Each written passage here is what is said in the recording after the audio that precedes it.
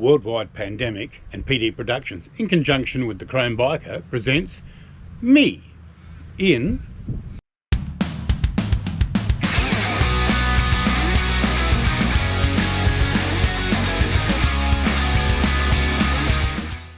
Hi guys, and welcome back to my channel. If you're new here, I'm Michael and I like to do motorcycle related content. No, wait, hang on, I'm at work. So I'm Michael, I'm a chef, and I'm here to give you some cooking lessons. What I'm going to do today is I've got and this is by request for some reason, I've got a master dough I use. It's a simple sweet dough, but out of that I can make 5 or 6 different things. I'll leave the recipe towards the end, so that way you kind of have to watch it all. So I'll do a kilo mix, and what I'll do is I'll make finger buns out of it, which is Mark's request apparently. I'll make some what I call Kitchener buns, but I believe in Victoria they're called cream buns. I'll make some apple, walnut and sultana scrolls. I'll make some donuts, and I'll also make a fruit style English muffin, all out of the same mix. This mix, with a few more variations, or the basis of it, you can make everything. Pizza dough, focaccia dough, with the omission of the sugar. You add some olive oil, a few herbs and spices. So you've got pizza and pasta dough there, pizza and focaccia dough there. So there's a whole range of things we can do. So what I've got here, 540 mils of water, 1 kilo of sifted plain flour. If you can get hold of cake flour, that's better. 5 grams of salt, 100 grams of sugar, 20 grams of dried yeast, or 2 sachets of dried yeast. I've got 10 grams of mixed spice, 50 grams of walnuts, and I've got 200 grams of sultanas. So the majority of these are the same base. Before I add the sultanas, I'll pull some of the dough out for some of the like the donuts and things, because you don't want fruit in your donuts. This recipe can also be used for hot cross buns come Easter. It's just more the shape and then the crust put on top, but it's all basically the same recipe. So this is one I've developed over the years. I'm not sure what day you'll be watching this, but on September 8th it'll be my 43rd year as a chef. 2 years here at the Alpine School and 41 years in hotels and restaurants and bakeries. So I've got a little bit of experience behind me. So let's get going. So before you all get in a panic, my hands have been washed and sanitized. The bench has been scrubbed down and sanitized so I can work directly on the surface, okay? So in a secondary jug, there's 540 mils of water there. So approximately, we'll say 150. It doesn't really have to be that accurate. What I'm doing is activating the yeast, because I don't know how old your yeast is, or you might not know how old your yeast is. So this is always a good practice whenever you do it. I know how old my yeast is, and I know it will activate, but I'm still going to do this to it. So add your yeast and a little bit of sugar, just a spoonful. So I've got my oven pre-warming in the background, so I'll just set this on top, just to let it get activated. So all you're doing in that is activating the enzymes, which allows the yeast to grow. Something I did forget to mention is the compulsory cup of coffee. It's mandatory that you have one. Maybe if you're at home doing this in your off time,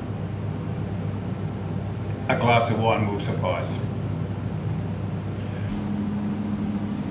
So whilst that's activating, I'm lucky to have a commercial mixer. But for a kilo batch, your regular kitchen made will be sufficient, or you can even do it by hand. It's a good activity to do with the kids. Get them in there and let them get messy. So to this bowl, we add our soft plain flour that's been sifted twice.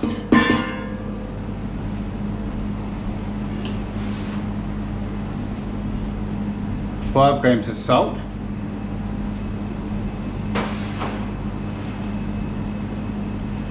Our sugar.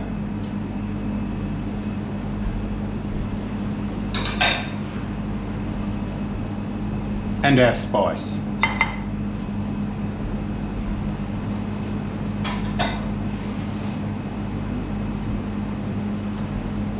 To that we'll add our remainder of water and just combine those ingredients.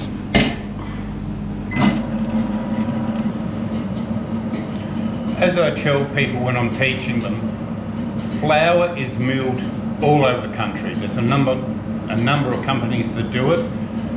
Time of year it's milled and whatever. So there will be a slight variation. This recipe that requires 540 mils of water,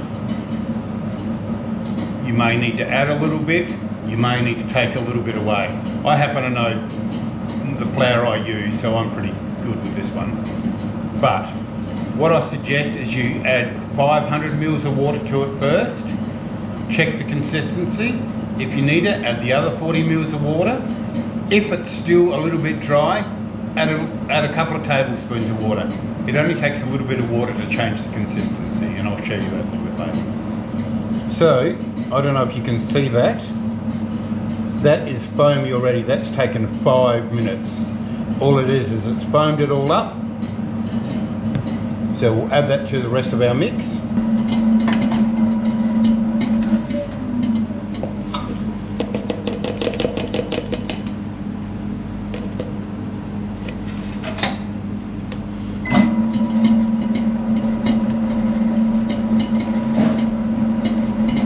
So as I've said, 43 years today for me it is, September 8th, I've been in this industry. One thing I've found over my whole time is you can be fairly random, shall we say, with your ingredients for everything else apart from baking. Baking is one of those things where you need to be fairly accurate in your primary product. How much fruit you put in it doesn't really matter. How many apples you put in it doesn't really matter. How many nuts, it doesn't really matter. But your primary batter. So as I said to this one, it's a kilo of flour, 540 water, 20 grams of yeast. Those measurements never vary, everything else can. So what I'll do while that's mixing, should take about 5 or 6 minutes. I'll show you the process in a minute, is I'm just peeling and I'm going to dice 3 apples for my apple and cinnamon scroll. I probably only need 2, but more the merrier.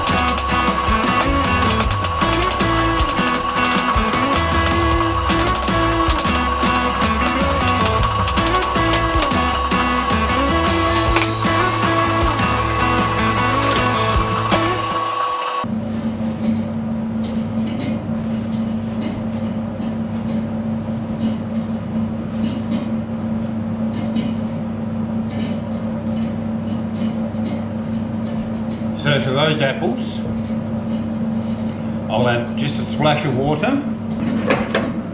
and set them on a low heat on the stove. So I'm not sure if you can see this mix going round and around. Just stop that and open the cage.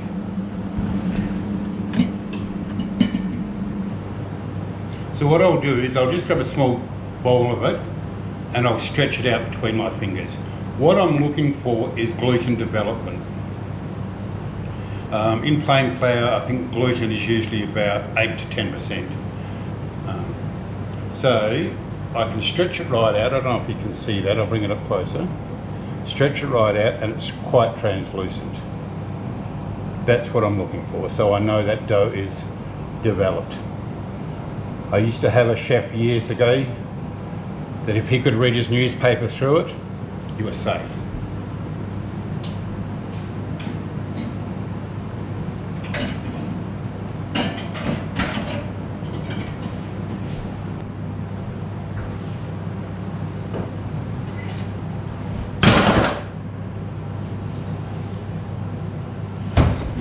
So what I'll do is I'll just turn this out onto the bench.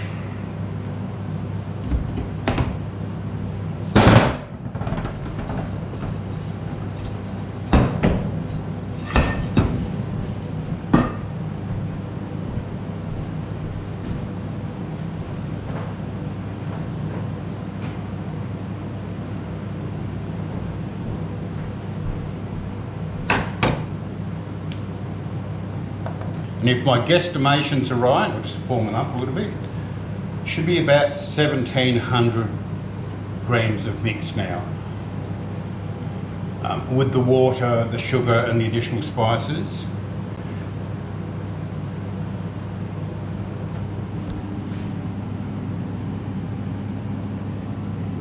$1,715, so that wasn't a bad guess.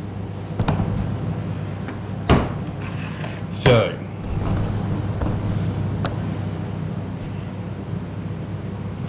I'm going to portion this dough down into a couple of different sizes.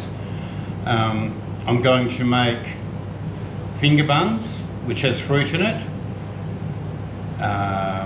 English breakfast fruit muffins, which has fruit in it,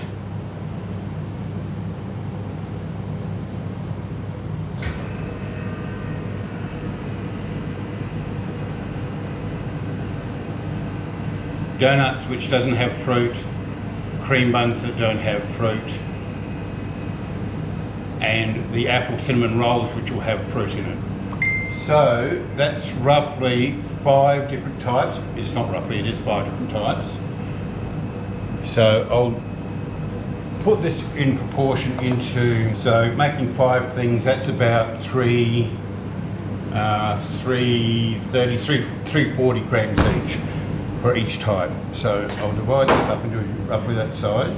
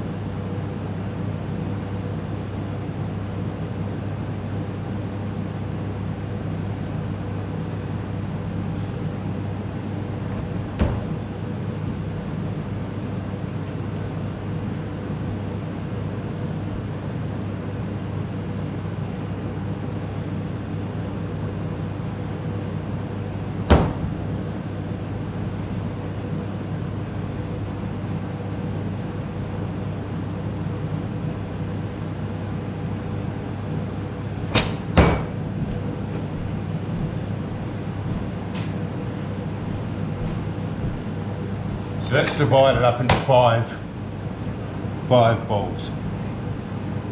If you're doing this by hand, you need to knead it for probably 5 to 10 minutes until you develop that gluten. Kneading's a very simple process. Palm of your hand, push it out, turn the mix, roll it. It's a very simple. If you've got a big, huge bowl of it going, then you do it with 2 hands. But it's just turn it, roll it, turn it, push it, turn it, push it. Very simple. There's no surprises in it. As I said, this is a good one for the kids. So I'm just putting these in bowls.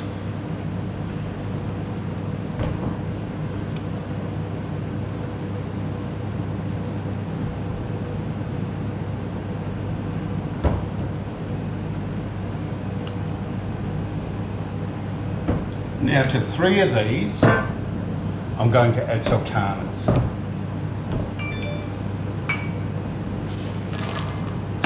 So back into a bowl.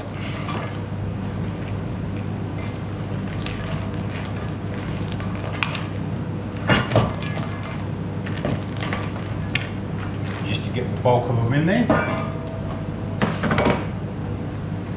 And then you can knead these in a little bit as well. I'll just take my watch off.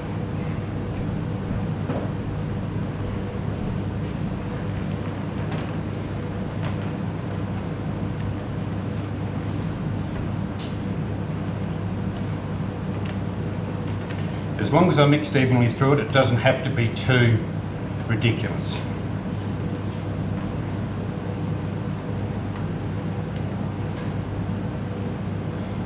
So for a 1 kilo mix, you should get approximately 15 items at a good weight. So what I'll do is I'll weigh this again. Now these sultanas are combined. You can omit the sultanas if you wish. Some people don't like them. You can add other fruit. That's entirely up to you. The idea is getting the master mix. So I'll just weigh this again.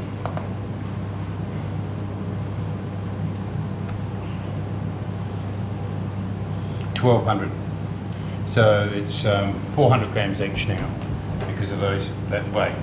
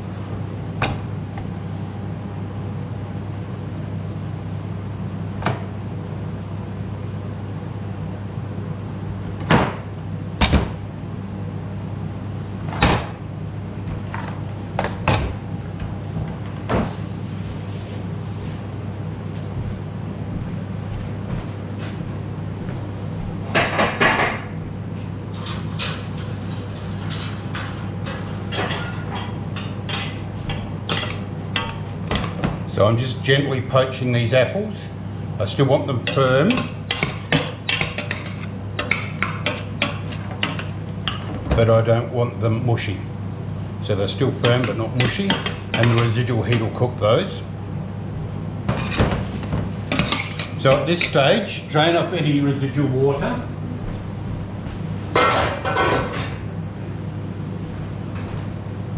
I haven't sweetened these apples because the bun's sweet.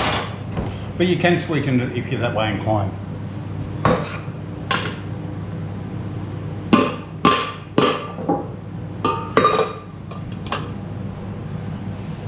So we'll just let those cool down a bit. I'm lucky in this kitchen. I've got a brand new CombiTherm oven that arrived the day before we got evacuated. So I actually haven't had to test it, but I've used these sorts of ovens before, and it has a proving function in it. If you're doing commercial proving or a lot of proving, which is keeping the product moist and warm, so it allows it to rise to its full capacity. If you're doing commercial proving, it's 38 degrees. If you're doing artisan proving, it's 26 degrees. So you know you can put it in your warm house, draft free. Artisan proving, or 26 degrees, allows the flavours to develop more. If you're working for someone like Tip Top or one of the big companies, you're pumping out bread. Flavour is not an issue. But when you get these artisan loaves and the ciabatta and the sourdoughs and things, you need the flavours to develop in it. So a slower prove is better for it. Again, as I said, you can just put it in a warm draft-free place and it'll prove up. Might take a little longer. In this, I should be able to prove it in 20 minutes. I'm not going to make you hang around for 20 minutes and watch it. But what we're going to do on the interim is, first one I'm going to do is an English style fruit muffin. These don't need proving. So tiny little bit of dredging flour and your dough. If I'm using cutters, but if you don't have cutters, you can just use a glassing cutter. It depends on your size of the muffin you're after. These are like the traditional English muffins that you make or buy from, I think, Tip Top. So it's basically the same mix, but you don't need to prove it at all.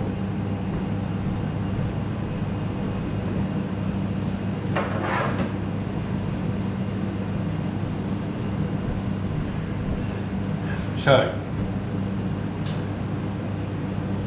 on the lightly floured board, roll your mix out to approximately 1 centimetre or 1/2 inch if you're old enough to remember imperial measurement, which none of you probably would be.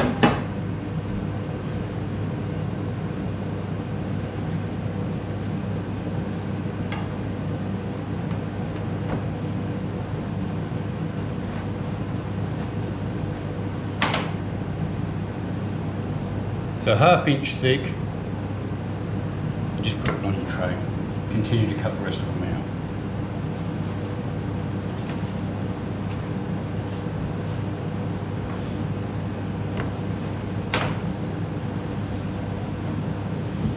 Bring your remainder of the dough together.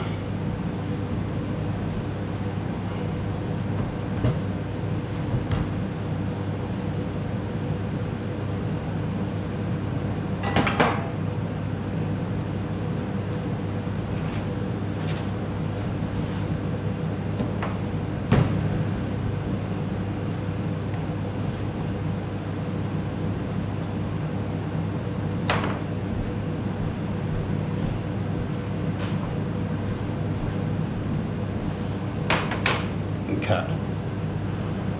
What I'm going to do for the rest of these is I'm going to put them on a tray and put them into the prover for a little bit, just to prove them slightly.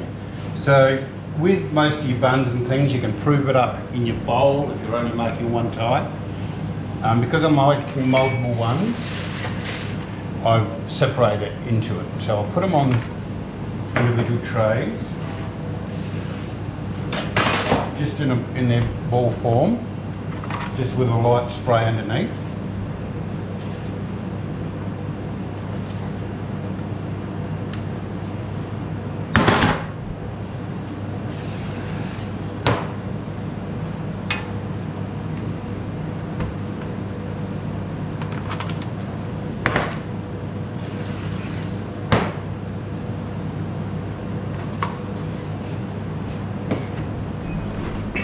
So my oven I've got set for 30 degrees. As you can see by the door and the moisture, there is steam.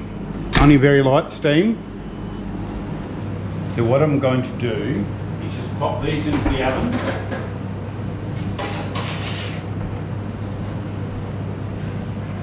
Just on random shelves to give it its first proving.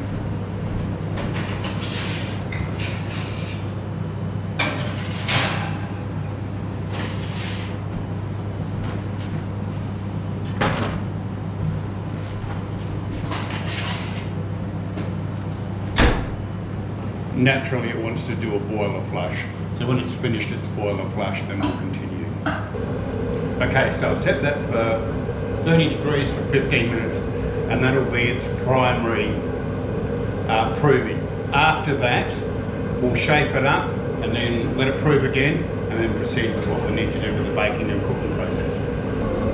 So now on the English muffin format, so I've got my 3 little unproven discs, just a very lightly greased pan. What you're basically doing is grilling it. If you've got a flat griller, that's even better. When I'm doing here on site, I use our brat pan, which is like a 80-litre giant fry pan. Thank you, Mark. Rumour has it I'm a little bit obsessed by my brat pan. It's not true.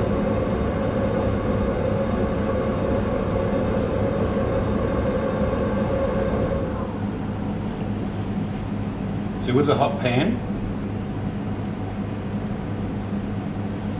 just pop those in. These will prove from the heat in here, but they also will cook through. That's why it's important not to have them too thick.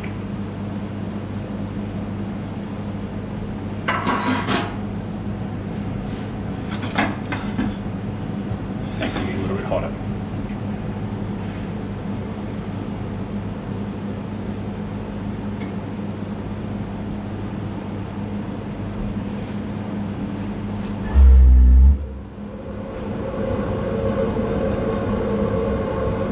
As I said, I've been a chef for 43 years. I spent a considerable time at the Ritz-Carlton in the city and both Darling Harbour as a chef many years ago in the pastry kitchen. So that's where I learnt a lot of these things as we made everything on site. Just developed them over the years.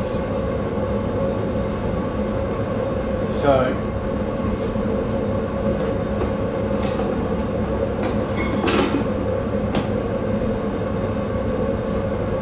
what I'm looking for is good even colour.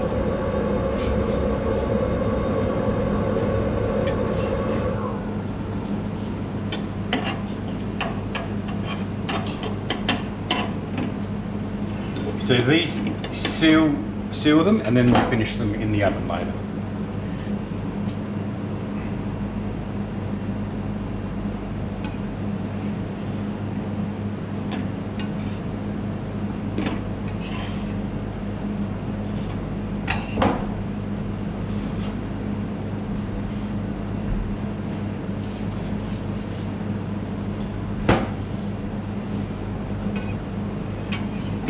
So this gives you your distinctive flat toasted colour. Obviously commercially it's a little bit different because they have special ovens designed for this, and they toast theirs both sides simultaneously.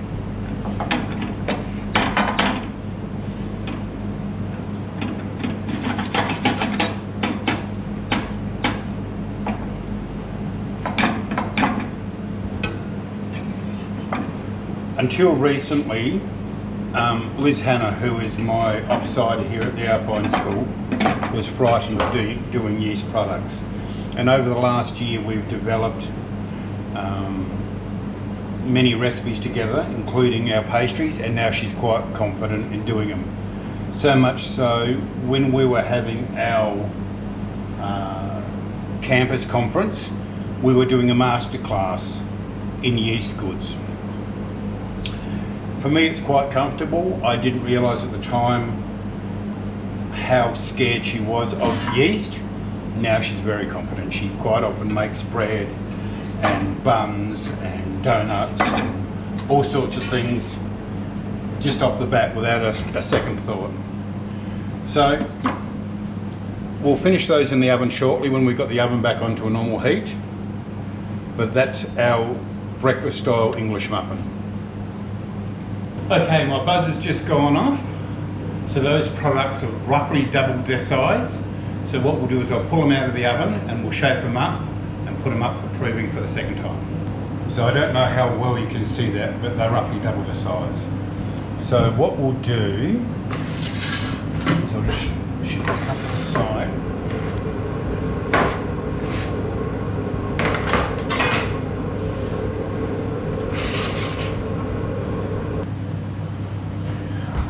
So what we'll do is just lightly flour it.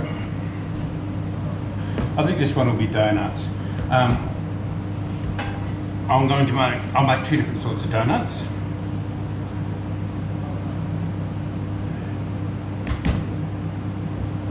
So I'll do a traditional donut with a hole in it, and then I'll do a jam filled donut. So again, about 1/2 inch thick. Cut your donut out.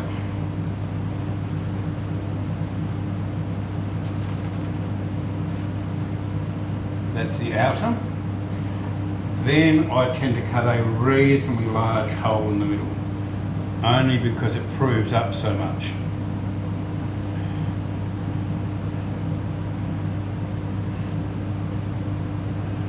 I'm going to reincorporate those holes, but donut holes are delicious all by themselves.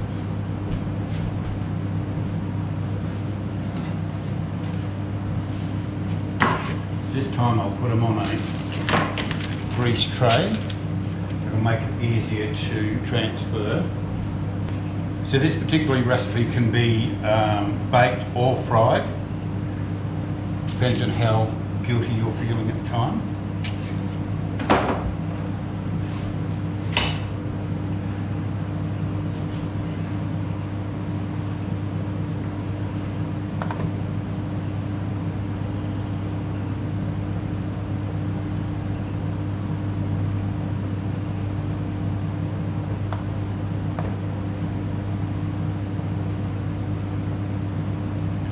So I'll just combine all that dough back together. Roughly cut it in half. It's 190 grams of dough left.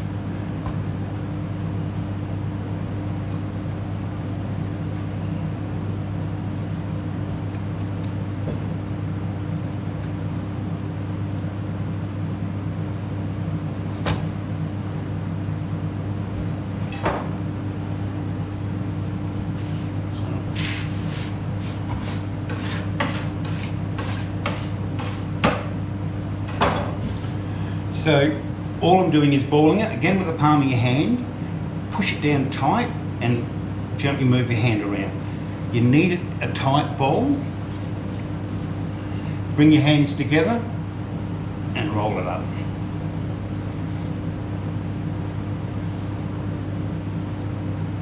To a tight ball. There should be a little space where it's set on the bottom.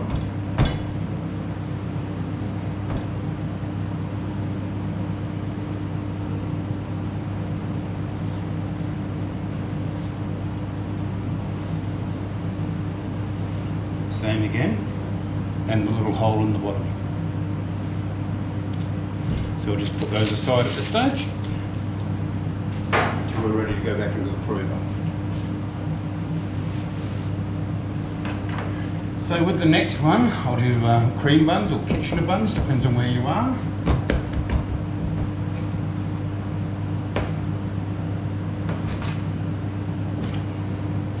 So about 100 grams each.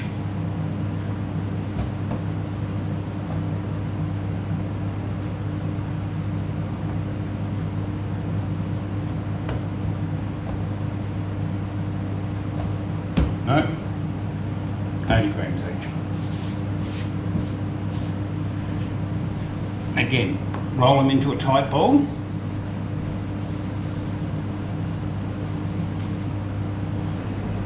So just roll them up into tight balls. As I said, there's no magic involved.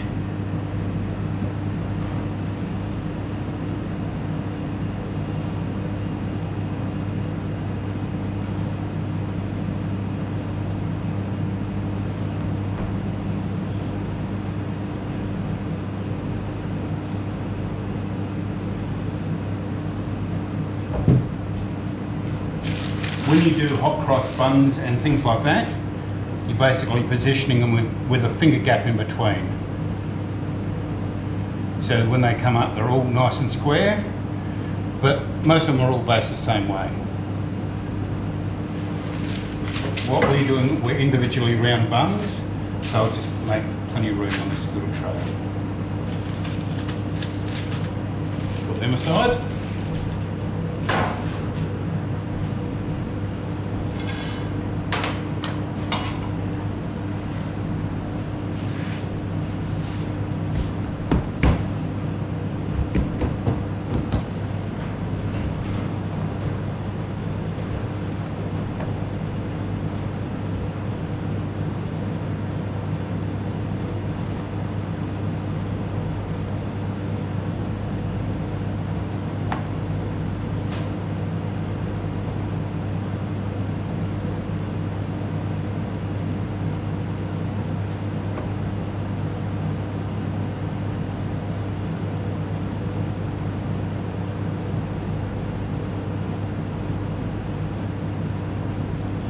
I'm scaling these off, and some people think I'm a little bit nuts. That's how much variance I'm putting between the doughs, so it's not like it's huge amounts. And these are all 100 grams each. So these ones are finger buns, just like we used to have at school. These were the ones Mark seems fascinated by it for some reason, I'm not quite sure.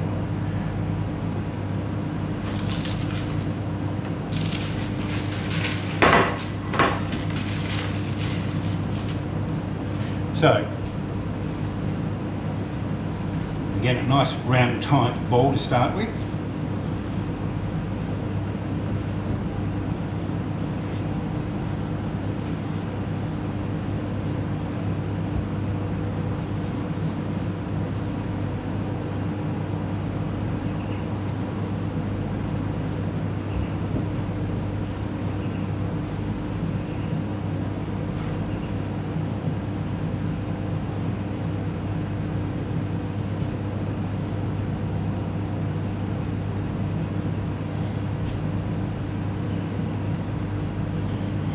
Once that's done, then we roll them out. Just roll them into like a sausage shape. I usually set them at about 6 inches or 150 millimeters, which is a little bit wider than my hand.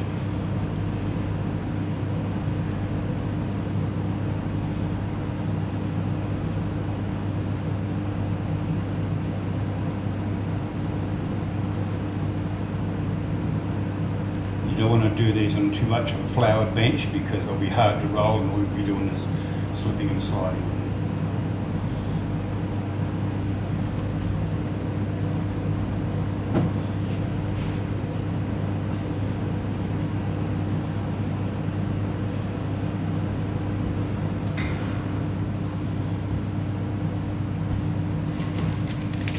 So these ones you actually want to keep fairly close together so you get that nice straight edge on them. Again, a finger grip apart.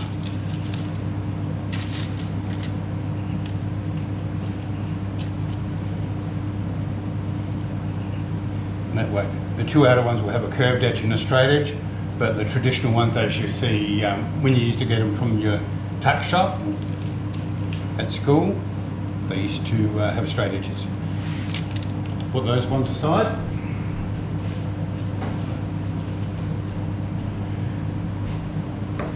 So this dough, so as you can see there's nothing complicated to buy. These ones will be our scrolls. So just a roughly rectangle shape.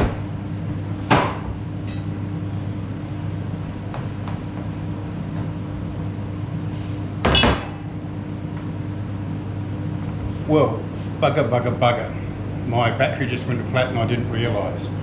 So what I did with the last one is I rolled it into a rectangular sheet about so long, so wide.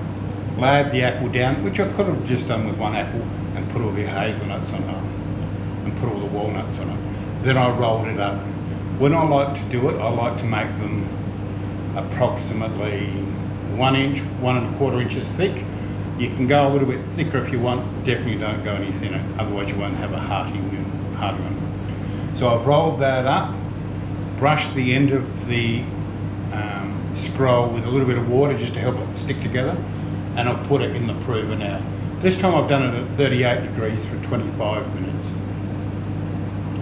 I heard my camera beep and I thought it was the oven. I didn't even give it a second thought. So, sorry about that, but you'll see the cooking process and what they can come out as. So while that's happening, I'm going to clean up this mess and get ready for this next part.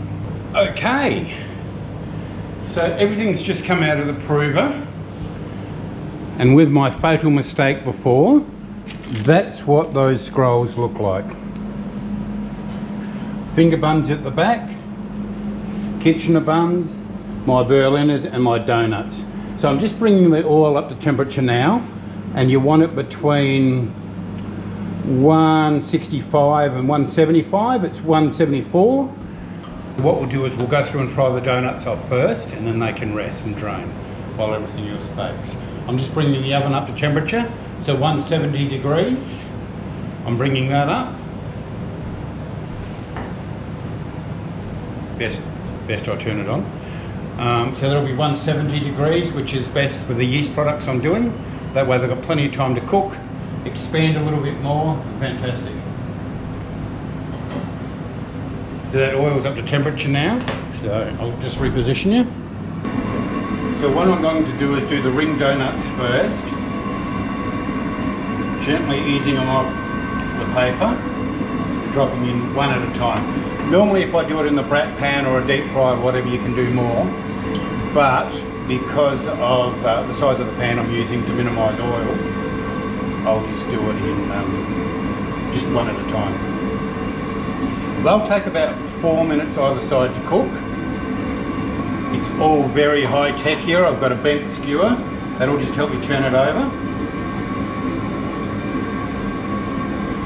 don't know if you can see that.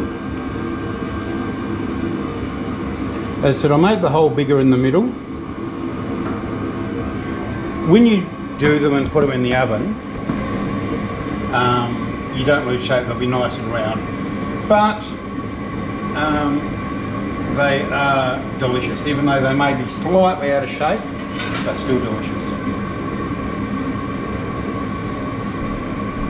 So what I'm going to do for these donuts is put cinnamon sugar on it. You can buy it or make it. It's 1 part cinnamon to 6 parts sugar. If you were going to ice them like chocolate donuts or something like that, pull them out, drain them, let them cool, and then ice them. But for cinnamon donuts, straight out of the oil, straight into the cinnamon sugar.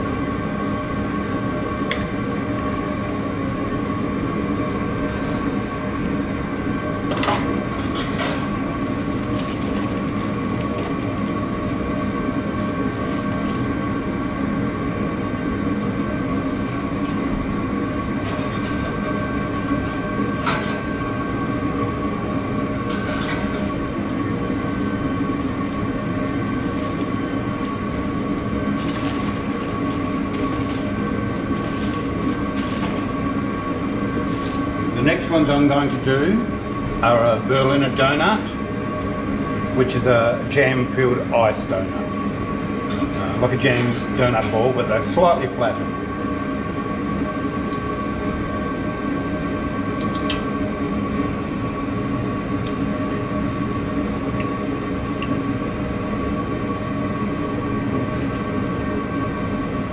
Even though that's grease-proof paper, I should have probably sprayed it with a little bit of oil as well.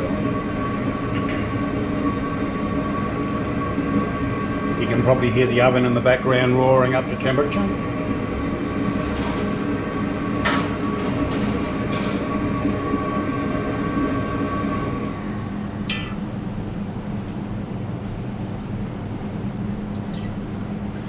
The reason you make donuts with holes in it is so the centre cooks.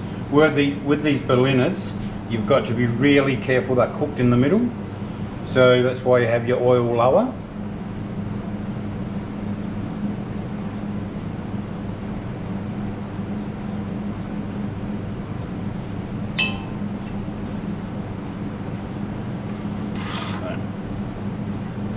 Out of the oil into the cinnamon sugar.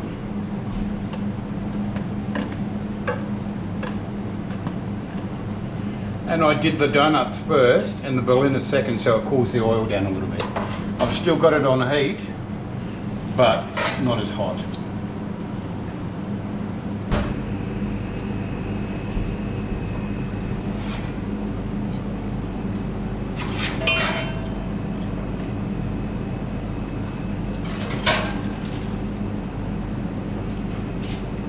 So that's one out.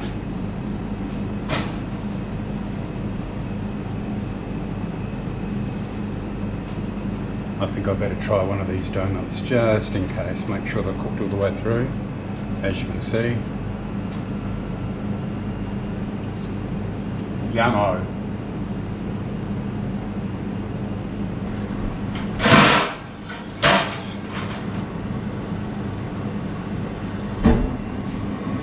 While these buns are going to cook, I'm going to make a little bit of a bun wash glaze, which is 2 parts sugar, 1 part water, and a little bit of mixed spice. You boil it together until all the sugar's dissolved, and you let it cool down, and then you brush it on. Gives your buns and things a nice glaze. There's nothing to it, but I'll show you quickly. So it's sugar and water, and as I said, a little bit of spice. You stir it around until the sugar dissolves. And as soon as the buns come out of the oven, you give them a brush with this, and it gives them a nice sheen, and it sets. So probably takes 2 or 3 minutes. When the sugar's dissolved, the mixture will be clear, so it's fairly easy. Again, it's not rocket science, but it's always nice to know. Some people use warm jam, diluted jam, to glaze their bits and pieces, but this is a particular bun one. So that's nearly done. As I said, 2 parts sugar, 1 part water.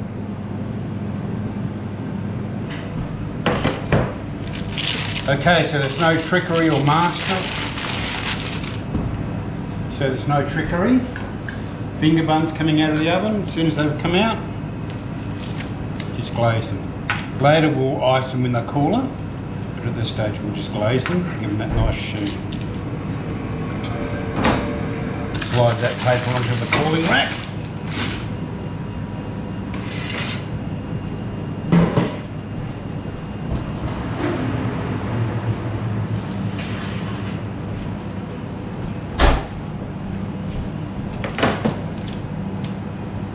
Cream buns or Kitchener buns.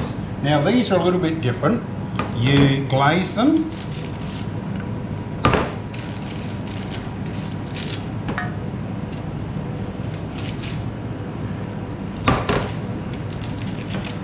and then sprinkle them with sugar.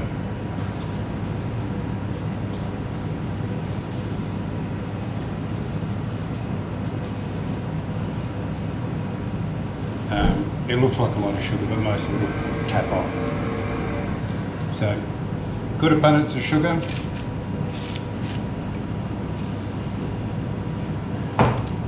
Slide them onto the cooling rack. As you can see, most of that sugar's gone already.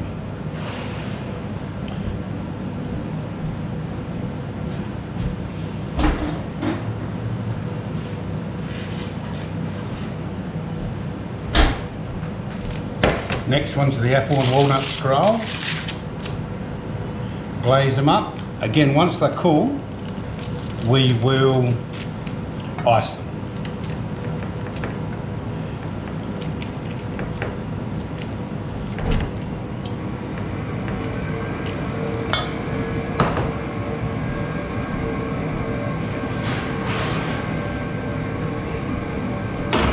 Take another cooling rack.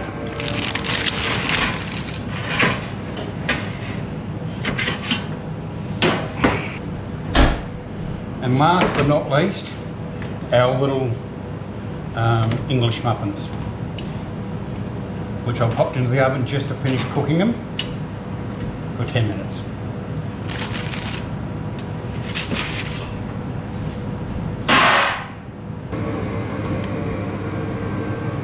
So as you can see, our Berliners are probably a little bit darker than I would have liked, but I'm sure they'll be yummy anyway. The English muffins, the apple cinnamon scrolls, the cinnamon donut, and the finger buns. Oh, and the Kitchener buns. Once they're all cool, then we'll ice them, and we might have to have a big taste test. Okay, so this is where we're at. We've had time to cool down. So what I've done is made a thin butter icing for the apple scrolls and the finger buns. I'll add a little bit of pink food colouring to it and then top them with coconut. I had a little bit of a thought while I was doing those Berliners, and I wasn't happy with the colour. That's the joy of this interchangeable dough. So what I've done is I've taken 2 of the Kitchener buns, because I've had 4 of those, and I'll jam fill those and I'll ice those and they'll become my Berliners. As I said, it's all interchangeable, so that's the joy of this recipe. So this is just a thin butter icing sugar, butter, boiling water. It's in a pouring consistency, but when it sets, it'll set quite firm. So just a spoon and a good dollop on top.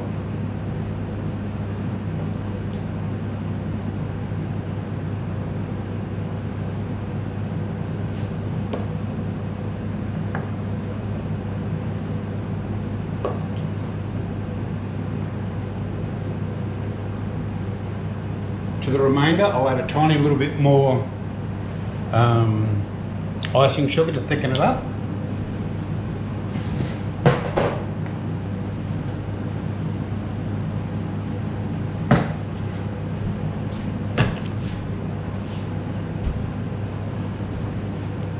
A couple of drops of pink food colouring. Whoops, that's more than a couple of drops. That's why I always dip it into the lid.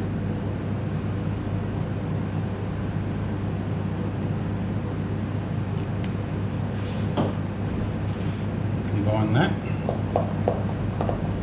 I think I'm going to need a bigger tray.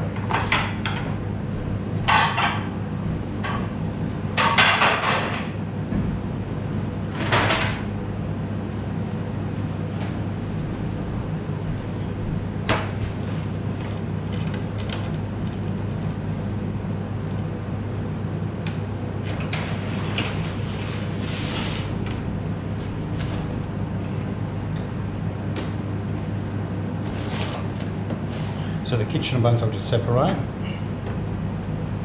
The finger buns I'll just separate. Good dollop of icing on those. And just dip them into the coconut.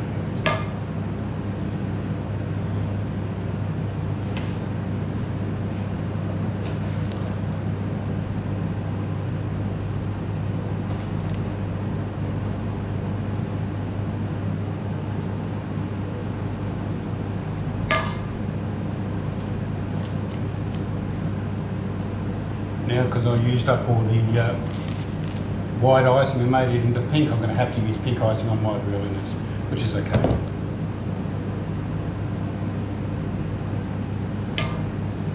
They don't need much.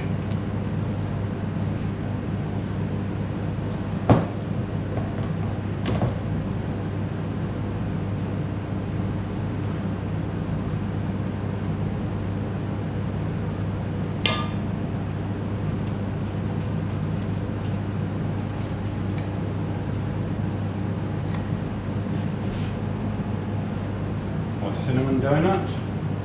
Doesn't need anything else. I might dust it with a bit of normal icing sugar. With the Berliners and a pointy thin knife, just a hole through the centre to the centre. And I've got some warm raspberry jam here. I'll just pipe into the centre of that.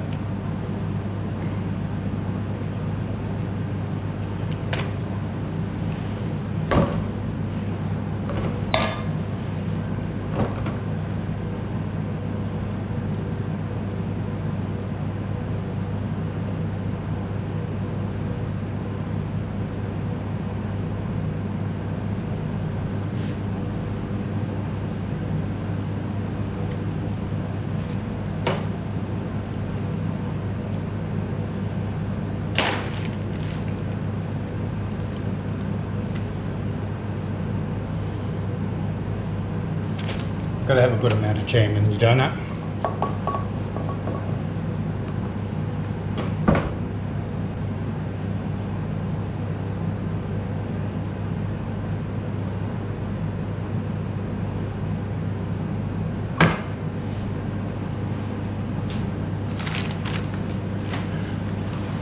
Kitchen buns, very much similar at an angle. Oh, where can you see it? At an angle. Cut them both down.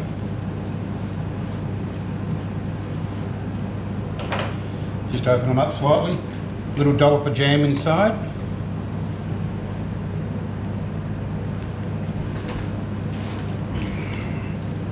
some vanilla cream. I haven't sweetened this because the bun's sweet. A couple of good dobs of that.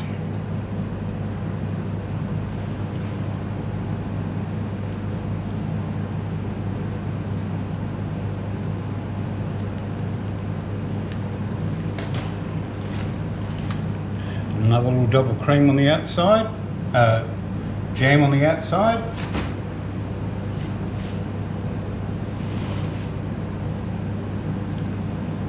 And I'll just toast up my morning English muffin and we'll be done. And there you go, 5 easy morning or afternoon teas from one master recipe. Fruit style English muffins, apple and walnut scrolls, Mark Reeves' favourite, finger buns, cinnamon donut, Berliner donut filled with raspberry and icing, and for me a Kitchener bun, or for Victorians it's a cream bun. So I hope you've enjoyed this little part of my world. If you've got any questions, email me at my work email, michael.dennismith@education.vic.gov.au. Everyone knows the score. Until next time, bye for now.